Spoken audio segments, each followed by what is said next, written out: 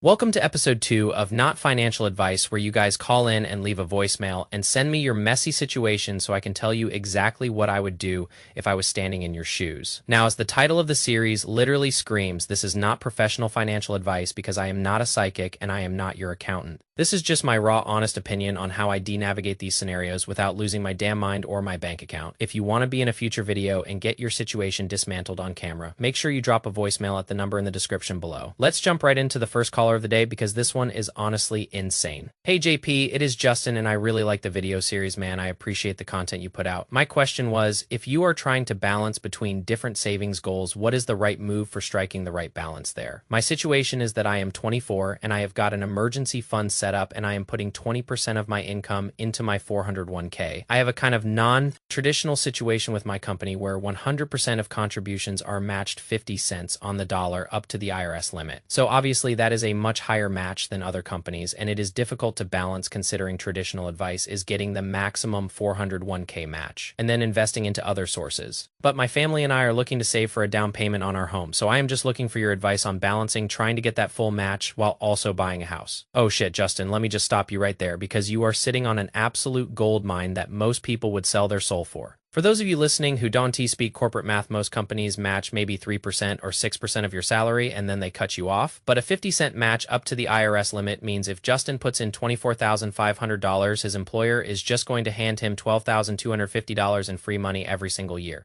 In total, he is stacking $36,000 a year for his retirement while only actually feeling the hit of $24,000, which is just a complete cheat code. I would bet my last dollar you work in big tech because those are the only places that still move like this in 2026. But I totally get the stress here because you have this huge wealth building engine on one side and the dream of owning a home for your family on the other. Traditional advice says, get the match and then move on, but your match is so big that it basically eats your entire ability to save for anything else. The math here is on a much bigger scale than most people ever have to deal with, and it really comes down to whether that 20% is actually hitting the limit if you aren't hitting that $24,500 ceiling yet. You have two levers you can pull right now. You can keep cranking up the contributions to capture every single cent of that free corporate money, or you can carve out the house savings from the remaining 80% of your paycheck. I'm guessing you aren't hitting the limit yet, which is why you feel like you're in a tug of war with your own bank account. The main thing I want to drill into your head is that you do not have to solve the house situation 100% before you invest, and you don't have to be a maxed out investor before you buy a house. You can do both at the same time, they just move at different speeds, and that is perfectly okay. If I were in your position, I would try to maintain a pace where you still getting as much of that match as humanly possible because you will never get a guaranteed 50% return anywhere else on earth. Even if the house savings feel slow and like you moving through mud, it is better to be slow and steady than to leave 10 grand of free money on the table.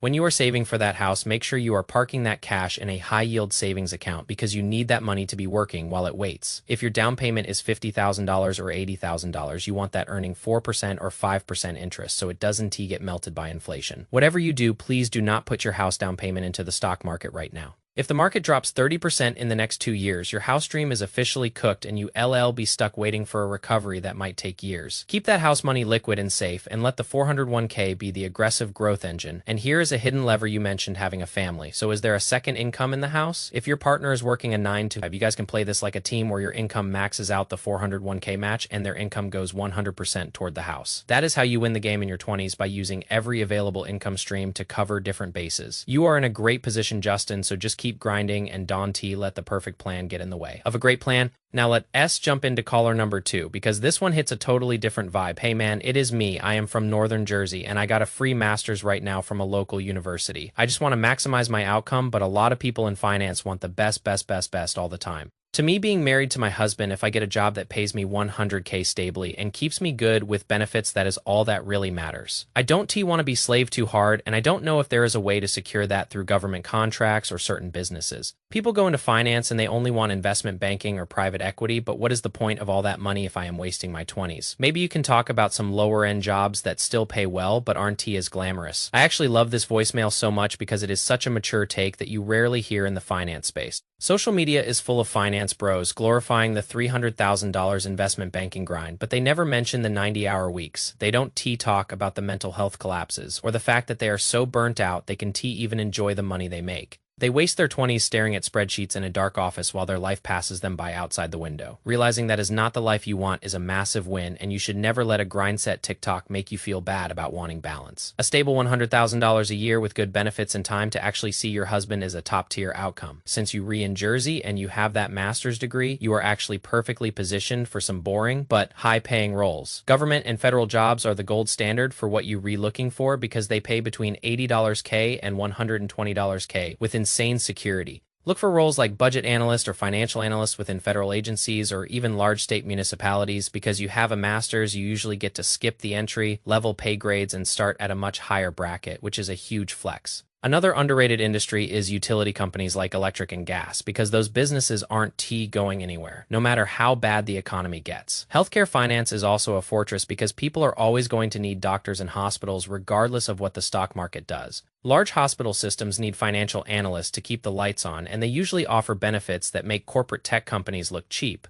And look, some people might have a moral issue with this, but defense contractors like Lockheed or Raytheon are incredibly stable. They pump out money like nobody's business, and their finance roles are known for being steady and way less cutthroat than Wall Street. If you can secure one of those roles, you have a clear path to $100K without having to sell your soul to a private equity firm. The secret that the high earners Dante want you to know is that a frugal person making $100K usually ends up wealthier than a big spender making $300K. The guy making $300K usually spends $250K just to maintain an image and keep up with the other bros in his office. But if you live a good life on $100K and invest wisely, you can retire earlier and happier than the guy who burnt out at 45. It is not about the top line income. It is about the gap between what you make and what you spend. I hope you find that perfect role because you've already won the hardest battle, which is knowing what you actually want.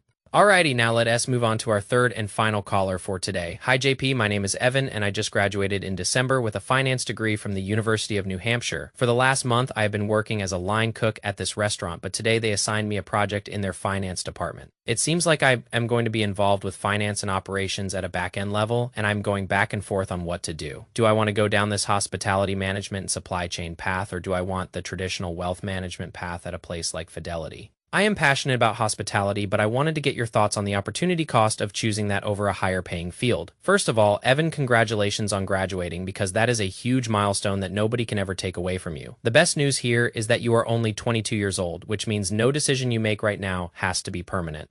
You've been a line cook for a month and you already stumbled into a finance project without even having to beg for it. That is a massive sign from the universe that you have a unique edge that most finance guys completely lack. See, most finance nerds have never stepped foot in a kitchen, and most hospitality veterans Dante know how to read a balance sheet. If you can sit in the middle of those two worlds, you become a rare asset for hotel chains and massive restaurant groups. Now let us look at the other side of the fence with the wealth management path at a big firm like Fidelity. Those roles can be great long term, but for the first 3 years, you are basically just a full-time salesman. You are cold, calling and knocking on doors and trying to beg people to let you manage their money while you make a modest base salary. If you don't have the stomach for high-pressure sales, you are going to hate every single second of that traditional path. Corporate finance is another option, but if your heart is in it, you're just going to end up as another bored guy in a cubicle. Passion for an industry is a real tangible thing that matters way more than an extra $5,000 in your starting salary. The real question you need to ask yourself is if you want to build a career on the business side of the hospitality world you love. If the answer is yes, then you should absolutely run with this opportunity at the restaurant group. Yes, hospitality finance might pay a little bit less at the start compared to investment banking, but your ceiling is higher because you actually care. You will outwork and outlast everyone else because you actually enjoy the environment and the puzzles you're resolving. If I were 22, again, I would give this project everything I had for the next 6 to 12 months just to see where it goes. Worst case scenario, you build a killer resume with real-world finance experience that looks way better than just line cook. And a degree, you have zero risk right now, so use this time to stack your skills and see if this niche is where you belong. I really wish I knew when I was your age that I didn't have to have it all figured out on day one. The goal is to be at the finish line at 22. It is just to make sure you are trending upward and moving towards something that excites you. Be patient with yourself and trust the process because you are already ahead of the game just by being mindful of your choices. That is it for the callers today, and I want to thank everyone who left a voicemail because these stories are what make this series real. If you have a situation that is keeping you up at night or a financial fork in the road, you can T-Navigate, call the number in the description. I'll keep doing these as long as you guys keep sending in your scenarios so we can all grow together. Make sure you hit that like button if you enjoyed the breakdown and subscribe so you don't miss the next episode. The world might be messy and the economy might be acting up, but as long as we have a plan, we have a shield. I'll see you in the next one, and remember to stay disciplined and stay calm. Peace.